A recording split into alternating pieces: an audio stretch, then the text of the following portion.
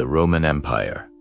Power, war, politics, and glory. Yet at the very top of this vast empire stood a man who drew his strength not from the outside world, but from within. That man was Marcus Aurelius, an emperor and a philosopher. Even while ruling, he asked himself one question: what is true victory? Conquering others, or mastering yourself? This is not the story of a ruler. This is the story of a disciplined mind. Stoicism is one of the toughest and most realistic philosophies of the ancient world. Its foundation is simple, but unforgiving. Do not suffer over what you cannot control. The only thing you control is your mind. The outer world is chaos. The inner world is your fortress. For Marcus Aurelius, Stoicism was not theory. It was his survival system.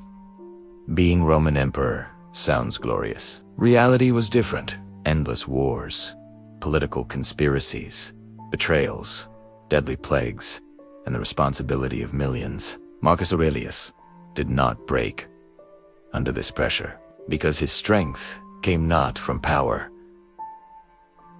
but from inner discipline. His greatest weapon was control over his thoughts. Marcus Aurelius' famous work, Meditations. But it was never meant to be a book. It was a private journal. Not written for fame, not written for history. Written as if no one would ever read it. And maybe that is why it is so honest, he reminded himself. When you wake up, you will meet difficult people. They are not bad by nature. They simply do not know the truth. These words came not from a monk, but from a war leader. To Marcus Aurelius, true strength meant controlling anger, managing fear, enduring pain, doing what is right. Is it easy? No. But Stoicism teaches, what is valuable is rarely easy. He wrote, "The obstacle is the way. Life does not block you.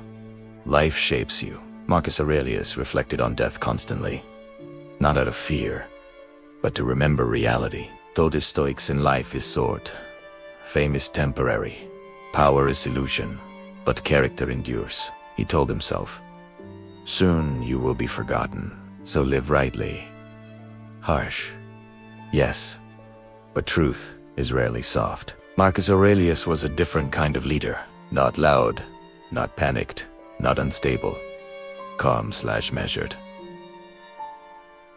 Internally strong, because a Stoic leader understands, outer chaos cannot be controlled, but inner order can be built. Without inner order, no leader stands long. Marcus Aurelius ruled an empire, but first, he ruled himself. Stoicism taught him, you cannot control events, but you can control your response. Pain is inevitable, panic is optional. This mindset made him one of history's strongest mental leaders. Marcus Aurelius showed us, power is not in the throne, victory is not in battle, discipline is not in the outer world. True strength is mastering your own mind. Stoicism still lives today, because humans have not changed. Chaos always existed. Pressure always existed. But inner discipline is rare. And Marcus Aurelius stood at its peak.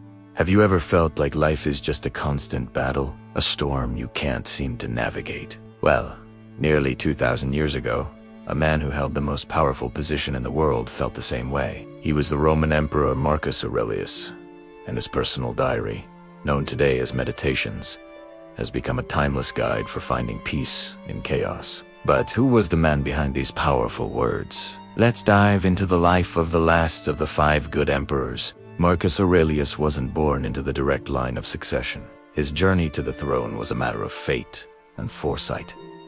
The reigning emperor, Hadrian, had no children. Spotting a young Marcus's potential, his seriousness, his integrity, Hadrian set in motion a brilliant plan. He adopted Antoninus Pius, a respected senator, on the condition that Antoninus would, in turn, adopt Marcus Aurelius and another young man, Lucius Verus.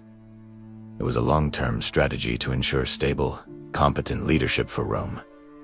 Marcus received the best education money could buy, studying rhetoric, law, and, most importantly, philosophy. It was here he discovered Stoicism, a school of thought that would become the bedrock of his entire life. As emperor, Marcos faced relentless challenges. The most significant was the Marcomannic Wars, a brutal, decade-long conflict against Germanic tribes along the Danube frontier. For years, he was away from the comforts of Rome, living in a military camp, surrounded by death and uncertainty. It was here, in the cold, damp evenings, by candlelight, that he wrote Meditations.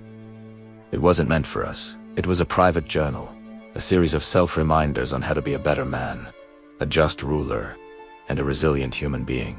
He reminded himself to see obstacles as opportunities for virtue, to accept what he couldn't control, and to focus only on his own actions and judgments.